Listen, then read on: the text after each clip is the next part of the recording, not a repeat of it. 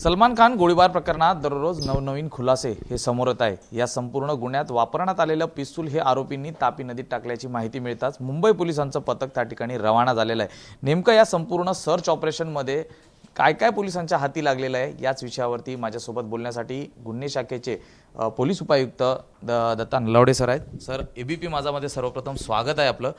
जे search operation Tapi नदीत सुरू आहे त्या नेमकं किती जणांचं पथक त्या ठिकाणी गेलेलं आहे आणि आतापर्यंत काय काय आपल्या हाती लागलेलं आहे? या सर्च ऑपरेशनसाठी क्राईम ब्रांचचे ऑफिसरशी एक 10 जणांची टीम पाठवण्यात आलेली आहे। सुरत शहरामध्ये तापी नदीमध्ये हे सर्च ऑपरेशन मागील 2 दिवसांपासून सुरू आहे। या ऑपरेशनसाठी 2 बोट्स, त्याच्यानंतर मॅग्नेट्स, सोनार मशीन, डायव्हर्स असे संसाधनांचा आमच्याकडून वापर करण्यात येत आहे आणि या ऑपरेशनमध्ये आतापर्यंत 2 पिस्टल, 4 मॅगझिन्स आणि 17 लाईव्ह राऊंड्स हे रिकव्हर करण्यात आलेले आहेत। महत्त्वाचं म्हणजे सर, आता सध्या आपण पाहतोय तर उष्णता मोठ्या प्रमाणात आहे आणि तापी नदीची जी आपण खोली पाहिली तर मोठ्या प्रमाणात आहे, तर या दरम्यान काही अडथळा पोलिसांना आला का त्या ठिकाणी?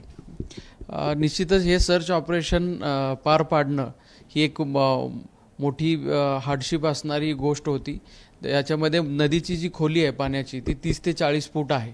यासोबतच सध्या उन्हाळा असल्याकारणाने हीट खूप आहे। तर या दोन्ही गोष्टी लक्षात घेता बऱ्याच अडचणी आमच्या टीमला या फेस कराव्या लागलेल्या आहेत। या संपूर्ण केसमध्ये जर आपण पाहिलं तर जे पिस्तूल्स आहेत त्या दोन्ही वापरण्यात आलेल्या आहेत, या महत्त्वाच्या पुराव्या मानल्या जात आहेत। त्याचा आता पुढे तपासात कसं त्याचं दाखवलं जाणार आहे एकूणच केसमध्ये ते महत्त्वाचं किती आहे किंवा बॅलिस्टिक रिपोर्टसाठी त्या किती महत्त्वाच्या आहेत? निश्चितच हा एक महत्त्वाचा पीस ऑफ एव्हिडन्स आहे आणि हे दोन्ही वेपन्स FSL ला पाठवले जातील आणि त्याच्या अहवालानंतरच पुढील कारवाई करण्यात येईल। धन्यवाद सर, आमच्याशी बातचीत केल्याबद्दल।